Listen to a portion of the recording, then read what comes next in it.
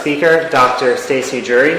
She is a resident at UF Health Shands, and she is a great witness to the Catholic faith in all regards, but especially in bioethics, given her work as a physician. And she's joined here tonight by her husband Davis and by their daughter Madeline. And I have some handouts that she's prepared, so I'll be passing these out. She'll give her talk, and then we'll have some Q&A afterwards.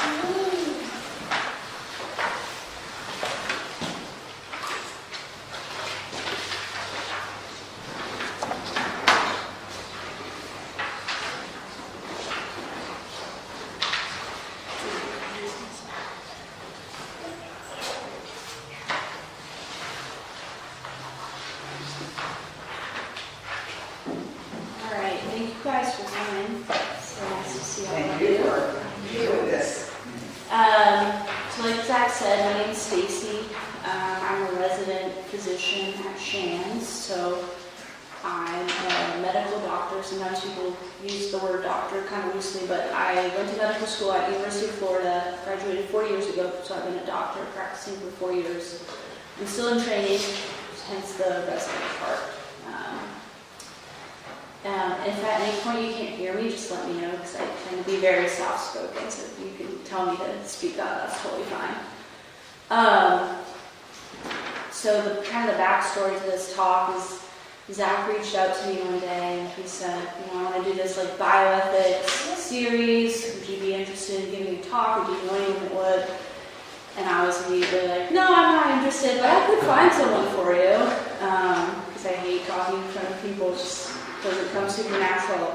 But interestingly, just a couple weeks before that, I was sitting in Mass, and some of you probably know there's an amendment coming on the Florida Constitution on the ballot for November about abortion. And I was thinking about it at Mass, and I was like, man, we really got to get the word out. Like, people have to vote no on this amendment. It's really important.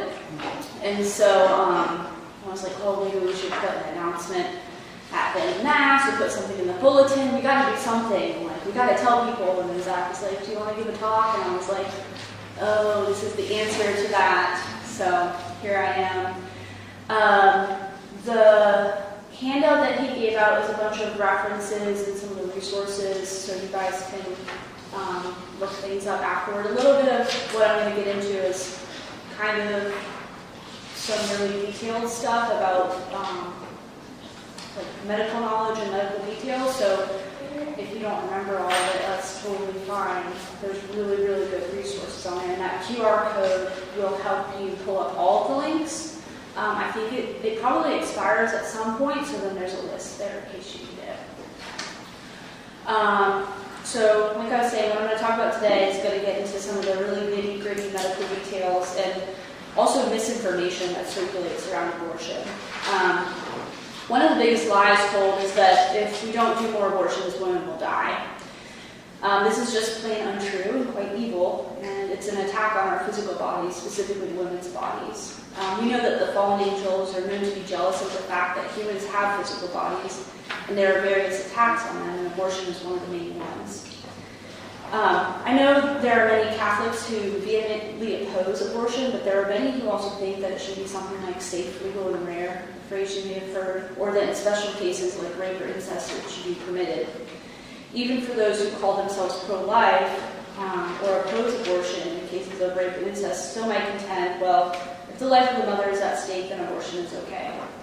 There are a few tricky, rare, complicated cases that could make you think that if we don't have a good understanding of what it means to be human and from a good Christian perspective and a good foundation in bioethics, then you may come to think that, but I'm going to go through today why that's not the case. A good understanding of what it means to be human from a Christian perspective is referred to often as a Christian anthropology, and to say we have an anthropology means we have an understanding of what human beings are, where we're from, so our origin story, and what we're for, or our destiny or destination, and the implication of all of those things. Fortunately, the church gives us this. In addition to a good Christian anthropology, we need some good bioethics. And this means we need unadulterated, depoliticized medical facts of really difficult representative cases.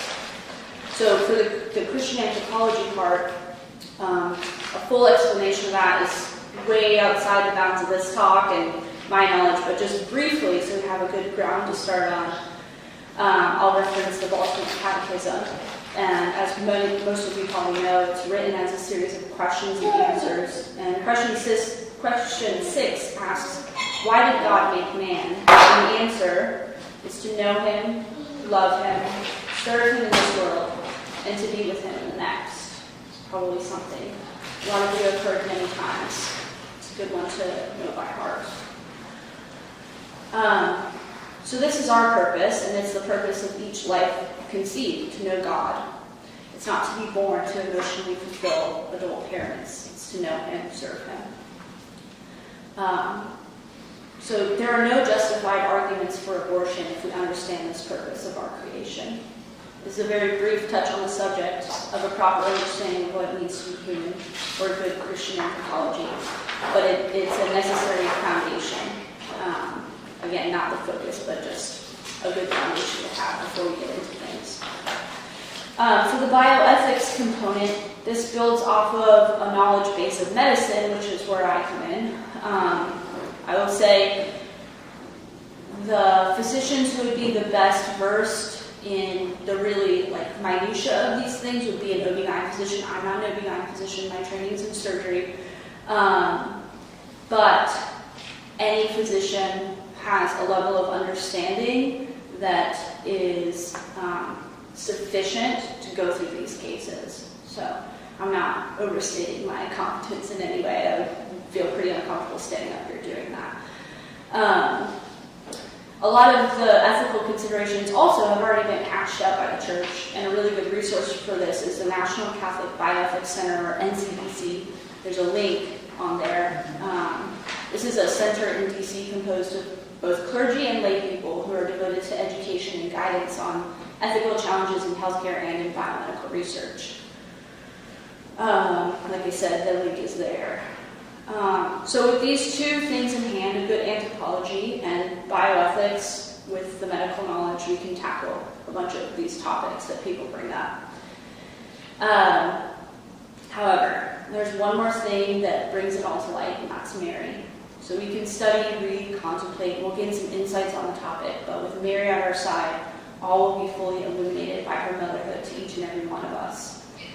She's like a shining a bright light on a dark topic, revealing the truth of the situation, which the world tries to make appear fuzzy or confusing or difficult to interpret. This is because she is the ultimate mother.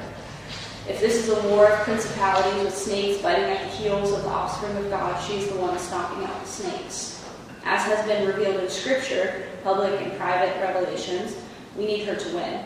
So all this will be enlightened by her universal motherhood to us, her children. So for those of you who want to know what you're getting yourselves into, that's what I'm going to talk about. And also to tell you that I'm going to go through some examples that will demonstrate why we need to vote no on that amendment. It's Amendment 4 to the Florida Constitution this November. And why we need to be in constant, lifelong, vehement opposition to abortion in all of its forms, and why we need Mary to help us do this. It's worth noting that on May 1st of this year, the first day of the month, devoted to Our Lady, month of May, Florida's ban on abortion took effect. As of May 1st, you cannot get an abortion in the state of Florida after being 6 weeks pregnant. This is miraculous, and the timing is clearly from God and our mother. The prayers for the unborn and the hard work of the pro-life movement have reached her, and she brought them to Jesus, who has put this all into effect for the good of the unborn, enacted on the first day of the month devoted to her. The media reporting on this have noted that, practically speaking, this is a total ban on abortion, given that many women do not even know they are pregnant this early. Thank you, Mary. If the constitutional amendment is approved in November, it would undo this near total ban in Florida, so we must vote no on Amendment 4. All right, I alluded to it a little bit, but to get into the bioethics and medical details, first I'm going to talk about cases where people have argued that the life of the mother is at stake. Within this argument for abortion, I'll discuss medical conditions that are exacerbated or worsened by pregnancy and can be potentially life-threatening. I'll also discuss specifically ectopic pregnancies where the life of the mother truly is at stake, and how we conceptualize this from a bioethics perspective and how to handle it appropriately in a medical setting. Spoiler alert, it does not involve abortion. Then I'll discuss cases where the birth of the child is deemed incompatible with life, is how it's often termed. If you think about it, it's really a strange, nonsensical phrase when you realize the fact that life is already occurring. So, just to dive right into what seems to be the most emotional, but also the most misleading argument for abortion, we'll start with the life of the mother. I have no intention to strawman any of this, so if there's any contentions or disagreement with other examples you can think of, I invite them wholeheartedly. There are a few cases that have come up citing the life of the mother as a sound argument for ending the life of an unborn infant. To combat some of these arguments, I follow the news and reporting on this issue from a number of sources who have attempted to make the case that if a mother would have aborted her unborn child, it could have saved her life. The first is from the New Yorker, and it's called, "Did an abortion ban cost a young Texas woman her life?" There's a link in that QR code on that page, if you want to read the full thing. They tell the story of a young woman named Yennefer Alvarez Estrada Glick, who goes by Yenny, a woman who immigrated from Mexico with her family as a child. After marrying her husband in 2021, they chose to stay in the small town of Luling, Texas, and raise a family. The journalist notes that the only hospital in town does not have a labor and delivery unit, and there is no OB-GYN physician at the hospital, a tragedy for sure. The closest hospital was 30 miles away in Austin, and she had to make the drive for her routine OB care, which in the first part of pregnancy is on average 1 to 2 times a month. The hospital workers in Luling describe many moments of chaos where women arrive in labor ready to deliver, and many children were born in the emergency room in Luling. It is worth mentioning that all emergency room physicians are trained to deliver babies, and they can't become board certified without a certain number of deliveries and competency prior to finishing training and practicing independently. The story goes on to tell us that Yenny, only in her mid-20s, suffers from the common ailments associated with the epidemic of metabolic syndrome in the U.S., which includes obesity, high blood pressure, and diabetes. These all make pregnancy higher risk. In addition to this, she has something called pulmonary edema during her pregnancy, a condition where fluid floods the lungs, making it not only uncomfortable to breathe, but making it difficult for oxygen to pass into the blood and get to the rest of the body. This is certainly a scary and high-risk condition, to be sure. The story goes on to describe a precipitous decline in her condition over the course of her pregnancy, with her going to the emergency room many times with high blood sugar due to difficulty with adherence to her insulin regimen, mainly because of cost and accessibility issues, and difficulty breathing. Spoiler alert again, the story tragically ends with Yenny dying just before 23 weeks of gestation, right around the age of viability for the child. It's known that babies born around 22 to 24 weeks age have about a 50% chance of survival, and that's based on reference from that actual journal article. And they will almost certainly have medical issues causing things like a number of things, but some of the most prominent are brain bleeds that lead to really severe cognitive and motor deficits and visual impairment. Some of these things get better with really intensive rehabilitation. Some don't get much better, even with very resource-intensive long-term rehab for the baby. What this article concludes is that if only Yenny had had an abortion, she may still be alive. Although that is possibly an accurate fact, as a physician, what I see here is a long list of opportunities to help someone manage their medical issues prior to and during pregnancy. That is hard to do, for sure, but it is not impossible. What this implies, what the journalist's conclusion implies is that abortion is the solution to the poorly managed repercussions of metabolic syndrome in the U.S., and that's just plain morally appropriate. That's awful. There's no justification to end the life of an unborn human here. Even if a concerted effort of physicians and caregivers supported this woman, and she still had severe episodes of pulmonary edema, at the very least, her child could have been delivered early and supported in a NICU. Unmanaged medical problems are not a justification for killing babies. It's important to lay out the medical facts in terms of actually performing the abortion procedure to understand why there is never a reason to perform an abortion to save the life of the mother. In testimony before Congress, Dr. Anthony Levatino, a former abortionist and practicing OB-GYN physician, explains why performing an abortion will never save the life of the mother. This is a man who performed over 1,000 abortions and is well versed in the multiple ways of performing the procedure. There's also a link to his testimony on that sheet. I'll share the bare minimum amount of detail to understand the procedure because it's quite graphic in nature. Here he describes a second or third trimester abortion. Earlier abortions that use medication take hours to complete and would certainly not be fast enough to save the life of the mother in a true emergency. In a procedural abortion, so the later stages, second and third trimester, the first step is to dilate the cervix. According to Dr. Levatino, this requires a series of biological agents applied to the cervical opening that swell with fluid absorption and prepare the opening to allow for the passage of intrauterine contents. This takes 36 hours. Any true emergency in medicine must be acted on within minutes, or possibly at longest an hour, but certainly not a day and a half. This is not crashing into the operating room to perform a C-section when there's a sudden change in the status of the child or the mother, for that would result in delivery. This is waiting 36 hours to hurry along a process that the mother's body isn't ready for yet. Dr. Levatino gives many more details to demonstrate how cruel the subsequent acts are to the vulnerable child in the womb, which I won't include, but like I mentioned, all of the details are in his testimony. He also gives a specific example of a woman who showed up to his hospital with preeclampsia, a life-threatening condition for both mother and baby, and how he delivered her via C-section. Again, there's no reason to kill an innocent child in these instances. And given the details of this, like I said, I'm not an OB-GYN physician, but this is an OB-GYN physician testifying before Congress, demonstrating that these methods are not adequate to save the life of the mother in emergent situations, which is the claim that people often make. So the claim they're making doesn't even make medical sense. People and stories from the media especially give many vague examples of medical conditions that could endanger the life of the mother in pregnancy. Preeclampsia and eclampsia are dangerous ones that often get mentioned.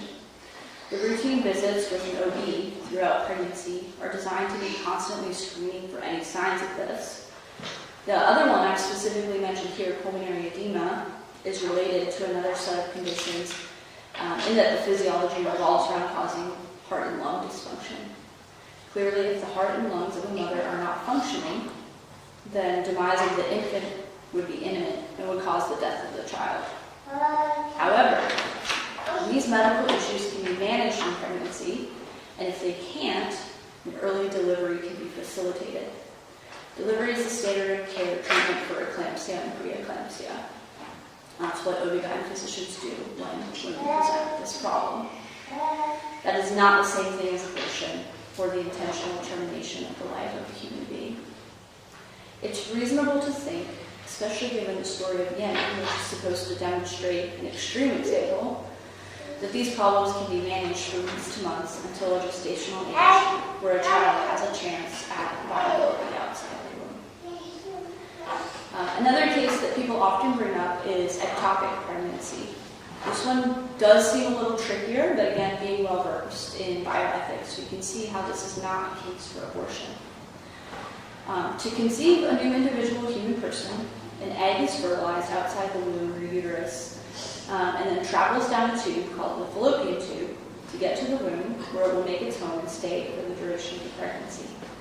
Sometimes, fertilized eggs make their home in the tube rather than in the womb. This is called an ectopic pregnancy, and the word ectopic just means it's in the wrong place. This is a true danger to the life of the mother. The tube is not big enough for the baby to grow in, and as it grows, the risk of it rupturing increases. Rupture has a very high risk of internal bleeding that is emergently life-threatening.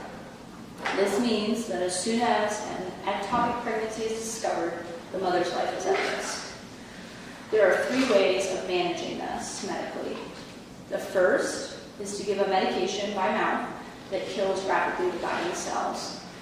This medicine targets and kills the embryo that is stuck in the tube.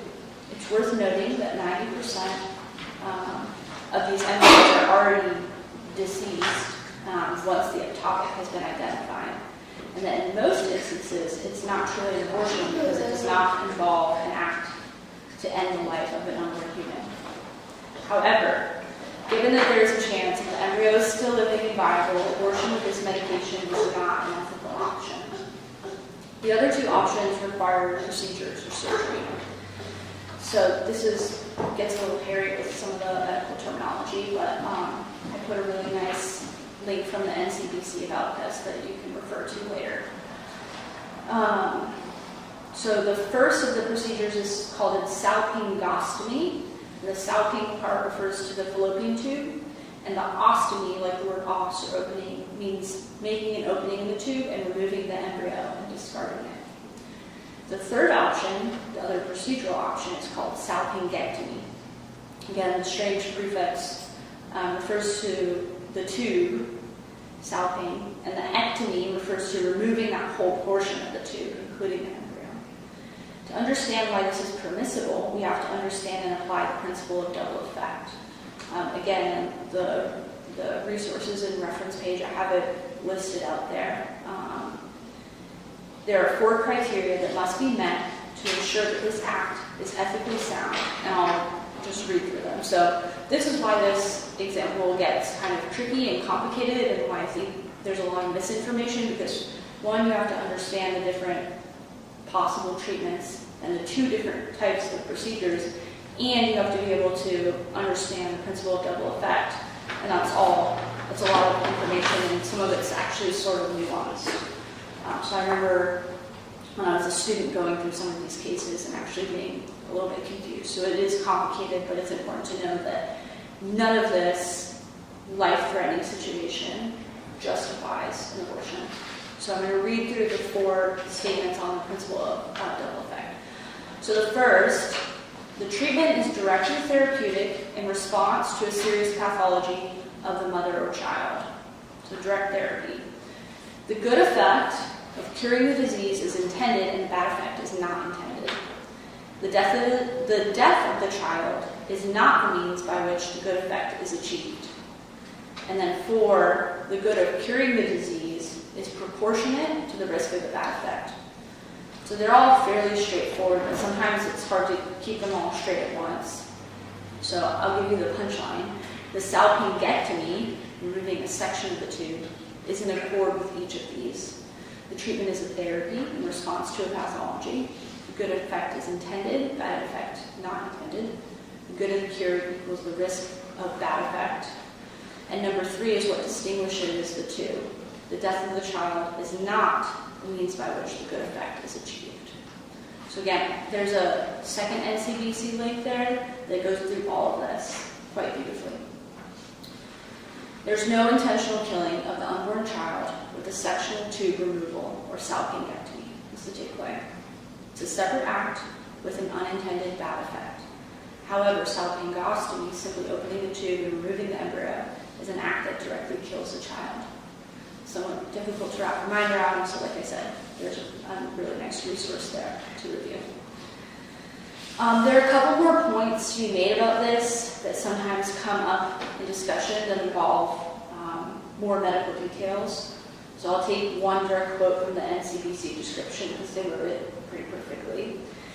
They say, some ethicists claim that methotrexate, which is the medication route, acts primarily on the trophoblast, or embryonic placenta. So they're saying the medication only acts on the placenta, not on the embryo. And not directly on the main body of the preborn child. So it might be permissible. This is an area where a definitive pronouncement by the magisterium of the church would be very helpful to the faithful and healthcare professionals, end quote. This means that some argue that the medication route only destroys the placenta, not the embryo. We really don't have the scientific knowledge to verify that. So I think it's certainly on the safer side to say that the medication route is not ethically permissible. People also bring up, and rightly so, risks or potential complications of having a procedure versus just taking a medication. First, for those who take the medication, this is, again, where the medical knowledge is super important and doesn't really get shared. For those who take the medication, they have to have labs drawn for days to weeks afterwards to verify that they are no longer pregnant. So it's not a one-and-done medication by mouth. And if the medication does not complete the abortive end, then generally a procedure is required. And again, you're in that whole time period at risk of rupture, which is a very scary, life-threatening condition because of the bleedingness. So you would, in theory, go from treating something with a medication to being rushed into surgery if that were to happen. So the medication does have risks. So the medication route is not necessarily simple or easy, and OB/GYN physicians actually meticulously follow these women. They have charts that they check on every day and call them and ensure the labs are tracked, that the labs are collected and tracked. So they're incredibly meticulous about this because it is life-threatening if that medication does not complete its abortive end. So it is a resource-intensive route, the medication. It's also worth noting that each of these treatments, medication, salpingectomy, or salpingostomy, have the same rate of future ectopic pregnancy. So again, even in the very difficult situation of ectopic pregnancy, the non-abortive treatment is salpingectomy, and it does not have a higher burden of risk or future complications compared to the other potentially abortive treatments. Thus, there's no good argument for abortion in the case of ectopic pregnancy. So the next argument often made for abortion with misapplied medical knowledge is prenatal diagnoses that are so-called incompatible with life. I use this term in quotes because life has already begun, and it would be more accurately termed something like unlikely viable postpartum. So there are a number of diagnoses that fit into this category that are highly variable. So I'm going to hit some of the highlights. The most common involve genetic abnormalities, usually trisomies. So as background, all of our chromosomes come in pairs, except our sex chromosomes, the X and Y, which are different, but I guess you could consider them still paired. And if you have an extra chromosome, or third chromosome, it's called a trisomy. The most common and well-known one is trisomy 21, or Down syndrome. The one that is most commonly seen in the unlikely viable postpartum cases is trisomy 18, also called Edwards syndrome, and then trisomy 13, also called the Tau. These are highly variable conditions, but always involve a number of anatomical abnormalities and malformations that do make life outside the womb difficult and limited. For trisomy 18, and again, there's references and resources to all of this with good, credible links. For trisomy 18, fewer than 10% of these children live past 1 year old. Their time after birth is very resource intensive. A very, very, very small number live to be teenagers. For trisomy 13, half of them live longer than 2 weeks, and 10% live up to a year. For both conditions, essentially all of them have heart and lung defects and require around-the-clock support for daily living and feeding tubes for nutrition. They usually have severe cognitive and visual impairments. However, close family members do have meaningful and loving interactions with these children despite the difficulties. This is not a reason to kill a child. There's a lot of uncertainty in these situations. Many people want to take control and the life of the child so they can try to conceive a different child without genetic or anatomic abnormalities. They want to take control of an uncertain situation because the only part of this that is certain is that you don't know when the child will naturally die, which ironically is the same for each of us. Statistically speaking, it is likely to be much sooner, but it still remains unknown. For some objective data on the subject, it's known in terms of prenatal demise, death prior to birth. It's known that for trisomy 21, so Down syndrome, the average gestational age of fetal demise, or intrauterine death, baby dying in the womb, is 28 weeks. When signs of this show up, the baby can be delivered via C-section, as there is a chance of the baby surviving, even with a delivery that early. For trisomy 18, Edwards, the average age of intrauterine demise is 32 weeks. Again, this does not entail abortion. The baby in the womb is dying. If the baby in the womb is showing signs of dying, they can be delivered via C-section. And there's no reason to intentionally end the life of this child. And there's info on each of those conditions in the references. These are heartbreaking cases, to be sure. Please don't hear that I'm insensitive to these things. However, it's no justification to end the life of a child early. To fully understand this, again, we need Mary, who faced extreme uncertainty in the case of her pregnancy. The bioethics here are clear, and contemplating her yes to God's request to bear his son can enlighten our understanding of how mothers now can say yes to God for these children.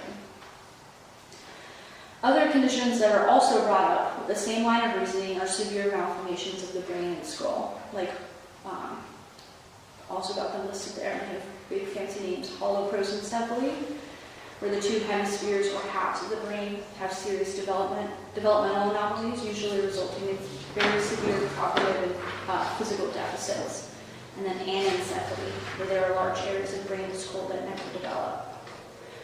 Similar to the trisomies, there's a lot of heterogeneity in presentation and how much support is needed and how long the children live. Babies with holoprosencephaly may simply have some facial abnormalities, while the most severe forms of anencephaly often result in stillbirths. Babies with anencephaly usually only live hours to days after birth. The longest a baby has lived with anencephaly is 28 months. In some instances, they do result in intrauterine fetal demise, the baby dying in the womb.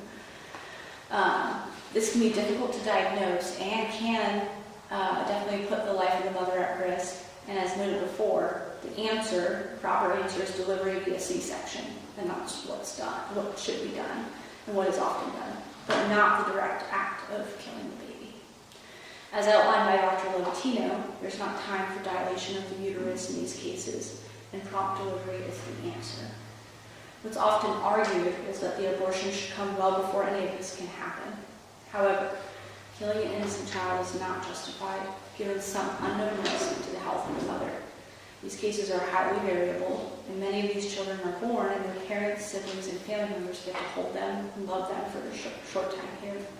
It's a joy and a blessing to the families who choose to love their children and share with them their physical embrace for their short time outside the womb. So to summarize, I've gone over the details of the medical cases that people often make to justify abortion. As I've shown here, there is never a medical case for abortion. They are grouped such that they cover what I believe to be a list of medical situations that are, not each of the conditions are exhaustive. It's not an exhaustive list of every condition, but each of the groups does cover all the different types of things that people make an argument for abortion for. So I'm covering again several severe medical issues that threaten the life of the mother, either in terms of pre-pregnancy, medical conditions exacerbated by pregnancy, pregnancy-caused conditions like preeclampsia and eclampsia and ectopic pregnancy. What this fundamentally comes down to is that medicine is the practice of preventing and correcting pathologic states. I think that's really important to know, and I think it's something that a lot of physicians who are in support of abortion don't fundamentally understand. Medicine is the practice of preventing and correcting pathologic states. pregnancy is not a pathologic state. So even if new disease states are named and described, this holds true that there's no ethically justified abortion. And these are the medical facts of these specific groups of cases to uphold that claim. Separately, there are many other arguments that people make for abortion, which we don't have time to get into today. I'll say briefly that Mary has all the answers to these. Many people make arguments for abortion in cases of rape or incest. This talk is focusing on cases that test the medical facts and bioethics.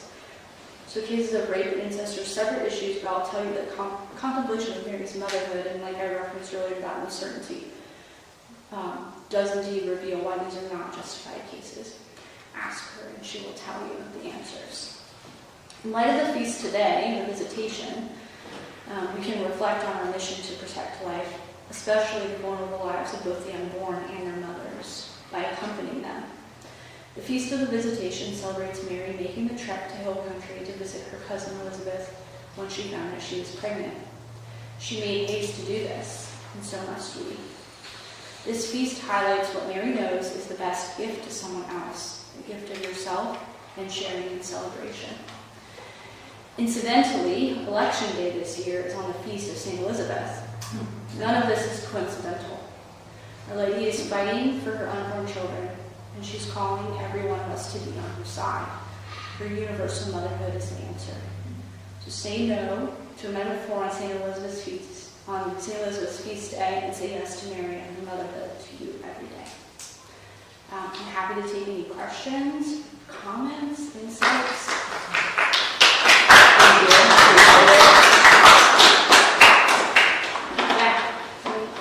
You define simpleness, straightforward definition for abortion.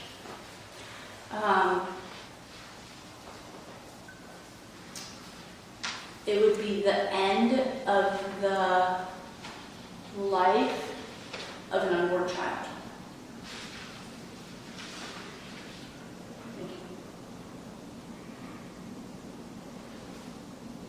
I welcome comments too. If anyone has comments or insights or just... So what can we as people who do not have medical training do to advocate for the cause of life?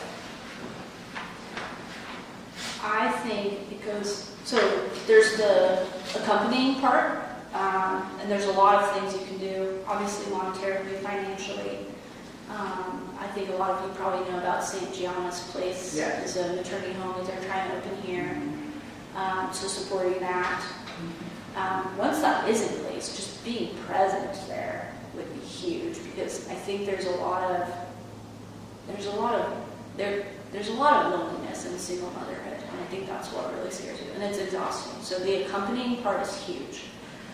In terms of having discussions with people who support abortion, I think it can be it's very difficult to make the claim that there's no medical case for abortion if you're not a physician, because even physicians don't believe that. So to go head to head with someone who has a medical background on that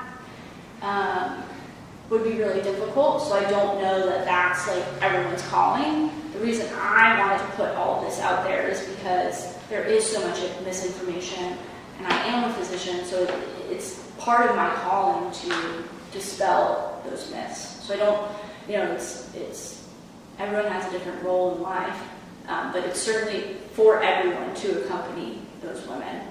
And I think St. John's Place would be a really great way to do that, because we don't always meet those people, right? Different walks of life.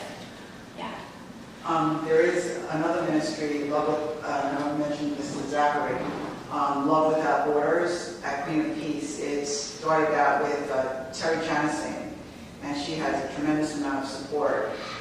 And she actually has mommy walkers that are mommies who are pregnant, that are contemplating abortion or maintaining the pregnancy. And so she does, the whole ministry is about walking with these mommies all during the process of their decision making, as well as a year later. How can we get this information to those women in a way that is easily understood? Mm-hmm. They're going through so much already. And I can put you in contact with Yeah, I can do Terry. Yeah, so that way, we can help them make really education is power, right? We want to empower them to be able to make good decisions, so if there's a way that we can get that together sooner, I can do it. because Yeah. right now she actually just sent out an email with a new mother who's contemplating, and obviously there's prayers, going behind that and all of that, but I think education is the key, and creating some type of something that we can educate these women in a very simple way. Yeah. There is a huge lack of good information about the medical facts. That's true. Right, and trying to, just like this, Yeah. my goodness, this is like such a valuable resource, and it's credibility. You've already done the hard work. Trying to find something on the internet, Yeah. what's real, what's not real, what's Yeah. right, what's not really right or accurate. Yes, it's very So- difficult. I found it difficult when I went to medical school. Right, Yeah. and you're a doctor. Yeah, right? And exactly. so Yeah. imagine just a Yeah. layperson that. Yeah, I can put something together, and I can also, I can be a person who talks to those women, and I know other physicians, so we could get like a little group of physicians together to do that. With that, yeah. Just a general question, during your schooling, like at UF, for example, did you ever feel any pressure or influence either way did they try to encourage pro-life, pro-abortion attitudes instilled in the classroom? Because this is not just a matter of education of future physicians, it's formation of them as well. The formation in med school is huge. And yeah, there is a lot of influence. I would say that most physicians who are in the education sphere, especially in other parts of the country, do give information about this as if there are medical cases for abortion. And at UF, there were a bunch of students, not a bunch, there was this vocal minority of students who were very much in support of abortion, in all cases, elective cases included, were very vocal about it, and they advocated for a lecture about abortion and how it's done and why it's justified. And the person who gave the lecture was a OB/GYN physician who's now retired, but she presented it as, this is how it is, and women should be able to have abortions if they want them. And so, another vocal minority of us got together and were like, no, that's awful, and you can never do this lecture again. If you were to speak up, would you get any repercussion from that, or? Not from the administration, given how, she was way over the line. Yeah. She said something to the effect of like, down here in the backward South, people still think, and so she didn't only offend like all of the pro-life people, she just offended like everyone who was Southern, and actually I think because of that, they didn't let her give the lecture again. I would say, in terms of abortion at UF, because I think there's a good number of faculty who are like devout Christians and are pro-life, and so they don't get by easy, but there are people who are trying to influence things. I would say there aren't repercussions for speaking up against something like abortion, but when you get to other topics like IVF, contraception, it might affect your grade if you say, I'm not going to pursue contraception. Yeah. Well, very recently, I've been surprised that there are several notable politicians who are perceived and advertise themselves as completely pro-life, and yet are pushing IVF as a pro-life position. And people, I think, are swallowing this. I personally have gotten into debates with people who think IVF is certainly pro-life, and yet it is so. It's more not pro-life than abortion because it's many abortions. Yeah. I don't know if there's, in your sphere of influence, if there's any way to get that word out, that IVF is not a pro-life position. Yeah. In the medical world, that one is harder. I think many physicians become very comfortable with the control that they have. And we've lost sight of what I said, that medicine is about treating pathology. And now we're in like this lifestyle commodity kind of mentality, right? That's a totally different mindset and way of thinking about human life as a commodity, and that we're maintaining lifestyles as opposed to cultivating God's good creation and preventing pathologies and treating them. So I think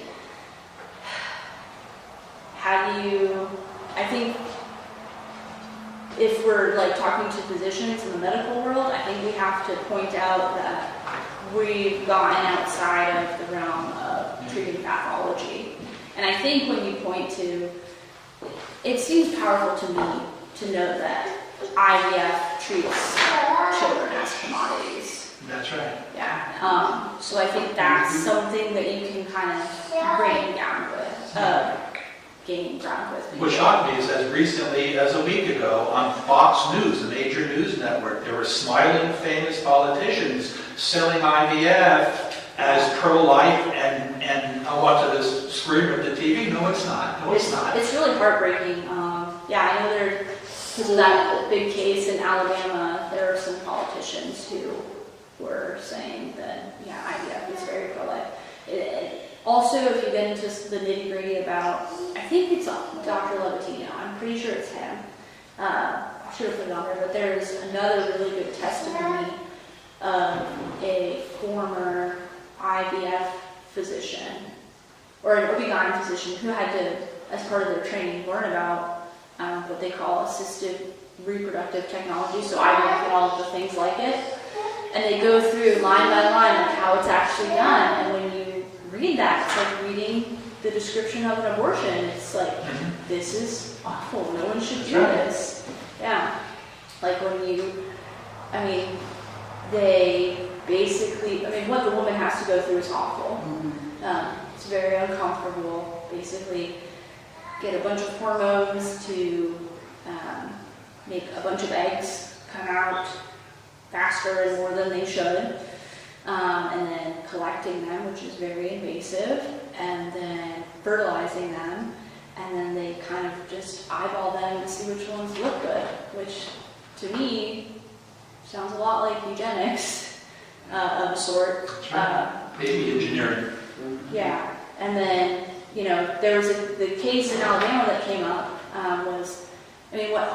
what has happened, what does happen, it's somewhat rare, but it does happen, is that there's an issue with the freezer that they're stored in, and then they thaw and they die.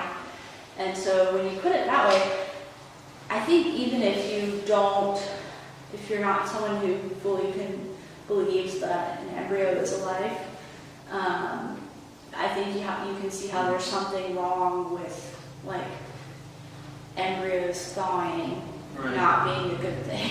Well, the National Catholic Bioethics Center has said the only morally acceptable way to deal with this is to keep those freezers working until the second coming of Jesus. Yeah. That's all you can do. Yeah, so the church has not made a definitive teaching on, and do you do IVF? But you can't justify that. That's a huge ethical quandary. That one is for sure. I think the best answer is stop. That's right. Yeah. So isn't there a contingent of medical students at UF that belong to the Catholic Medical Association? Yes. What kind of information do they have available for you all, for us, on these kinds of topics? They don't get anything from UF. You get a series, so I graduated 4 years ago, so things change slightly every year, but there's nothing,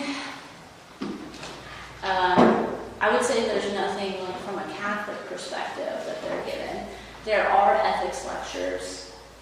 They are largely based on the principles of beneficence, non-maleficence, and autonomy and justice. So all of the ethics lectures are framed from those four things.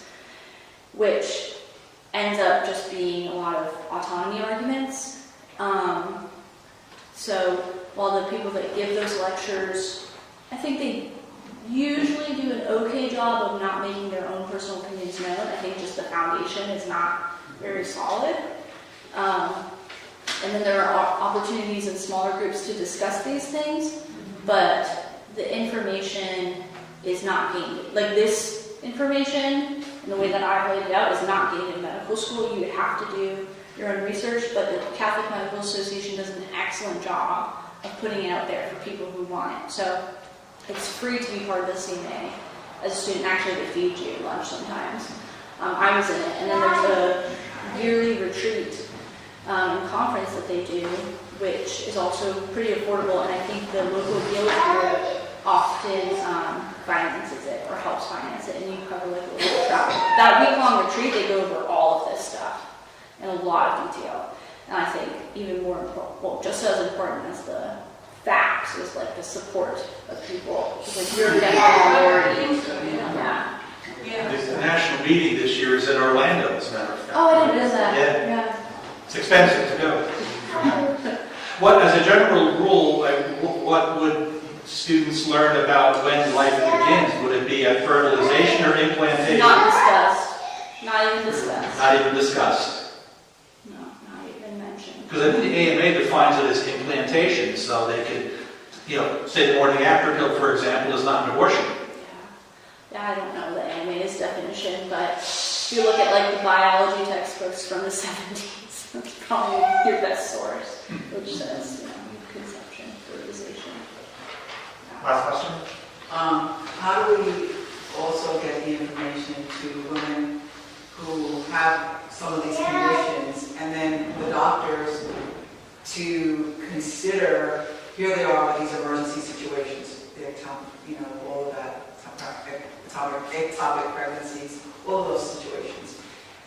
How does a person in the hospital or get the doctors to even consider, or their PCPs, to focus on their lives versus, and the health and well-being, like the first example that you gave, versus this other solution, which doesn't even solve the problem, regardless, because... Fortunately, I think in terms of the trisomies and those prenatal diagnoses, I don't think, at least my experience, again, it has only been at UF in the medical world, I don't think that physicians are at all pushing abortions in those instances. I think they're very open, and I don't think a patient would have to argue and say, I want to carry this as long as I can and bring this child to birth this child if possible and have them, no one's going to argue with that. But what about the first example that you gave of the woman who had all these other medical issues, and they were just, they were chasing after this one thing versus her general health. And she probably didn't even know to advocate for herself. Yeah. That's what I'm saying. What does a person in that situation, that woman in that situation, what can she do for herself? It's hard enough to advocate for yourself when you're in the hospital or when you're sick. Yeah. I think that's the same question as what we do. How do we, help those people advocate for themselves just generally, right? It's not even like an abortion element. It's like there are these populations that don't even know that they can have a better life, that God loves them and this is not what He wants for them. So I think however we answer that question very generally applies in these instances. And as a physician, and as the neighbors and loved ones and friends and fellow churchgoers of these people, I think it's part of our mission to tell people you're better than that, which is maybe kind of a harsh way of putting it, but to accompany them, walk with them, and say, it doesn't have to be this way. You don't have to live like this, and I'm going to help you and be with you. So, when we know those people, it's similar even to addiction, right? When we know those people, it's important that we tell them, show them their worth, and that they don't have to live like that. And just telling people that makes a huge difference. Like, you have it in you to live a better life. To heal. Yes, exactly. Yeah. But I think we just have to tell them, and probably a lot, repeatedly. Like, if we know people like that, you have to keep telling them, you're better than this, you can do this, I'm doing it with you, I'm here, those kinds of things. Yeah. One more question. Sorry. Okay, this is actually not a question, this is just a comment. I receive the pastoral briefings weekly, and today's has an enormous list of references or links for this amendment for coming from our diocese. So if you subscribe to the pastoral briefings, which anybody can as a lay person, they're beginning to really feed us Yes. information. I've seen some of those too, Yeah. they're really good. Yeah, they're very good. There's a link on there too about the amendment, so you can read the text for yourself. I didn't really talk about it, but it's very vague, so it's very non-specific, so it would allow a lot of things, and that would not be good. Yes. And just so we know, that our bishop did make a proclamation on how to address it, so it's available, his stance and what, the kind of from the top down. So maybe getting that out more, so in any parish, in all parishes. Because it was very well done. Yeah, I read it. It was very nice. Yes. It's very, Pragmatic? yes, Yeah. simple, straightforward. Yeah. Yeah. Thank you all for coming. Thanks so much. Before you go, I'd like to just say thank you first and foremost, thank you so very much. And also, we know your husband Davis, and we've met him and worked with him over time. Wonderful, wonderful individual. We met Madeline also too. This shrine is a place of miracles, procreation, so many different wonderful stories. If I'm not imposing too much, can you tell us, for everybody here who don't know yours and Davis' story in relation to the shrine? Oh. Can you tell people that because I think that would We inspire got them? engaged right here, like right in this spot.